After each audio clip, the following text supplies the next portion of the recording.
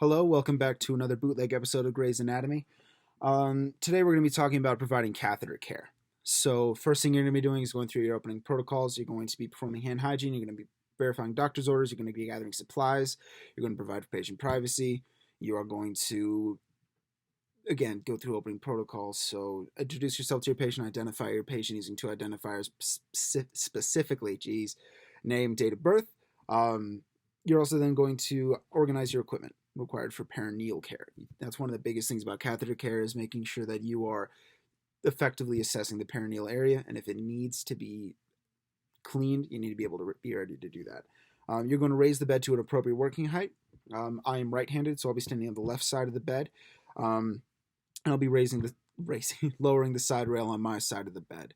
I'm going to be applying gloves. I'm going to position a waterproof pad underneath the patient's buttocks, and making sure that the patient's upper torso and lower extremities are covered in sheets so that their dignity is somewhat maintained. And keep in mind, all this time it's completely private, doors closed or curtain is drawn.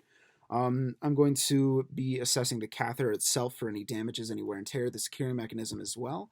I'm also going to be examining the skin around the site of insertion for any signs of irritation or redness. So for a female, I will be using my non-dominant hand, in this case my left hand, to pull back the lips of the labia and assessing the area around the urethral meatus, for any signs of redness, swelling, irritation, inflammation, any of that good stuff.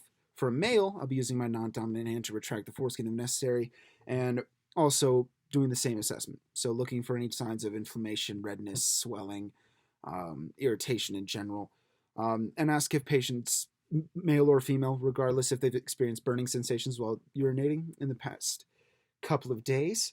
If they have, that's cause for concern. Then when inserting the catheter, I'm going to be using my non-dominant hand. I will be providing perineal hygiene when appropriate. So again, if the skin is red or swollen or irritated, I'm going to be avoiding putting the catheter in. I'm going to be reassessing that area later.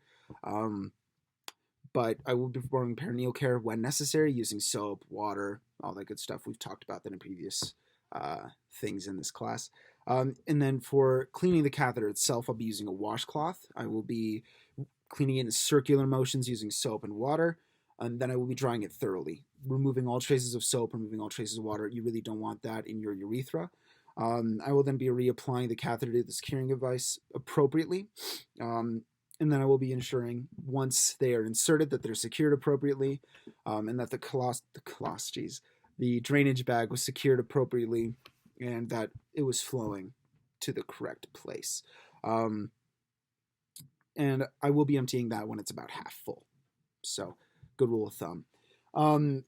After all that's done, I'm going to be performing hand hygiene for myself. I'll be removing gloves. I'll be disposing of all the supplies. Hand hygiene will be happening after all that disposal. I will help patient in the comfortable position as best I can. I'll make sure that they're covered up again. And I will lower the bed to a comfortable resting height for them. I'll raise the side rail before I go away to do anything involving my hand hygiene. I will be placing the call light within reach, making sure that they know where it is and they know how to use it. I will make sure all their items that they require are within easy reach. I'll be raising the side rails, as I said, lowering the bed, as I said. And finally, I'll be documenting the procedure after I've left the room and made sure that they're good to go. So, including how red the skin was, how well they've adapted to the urinary catheter, and the condition of the meatus in the catheter.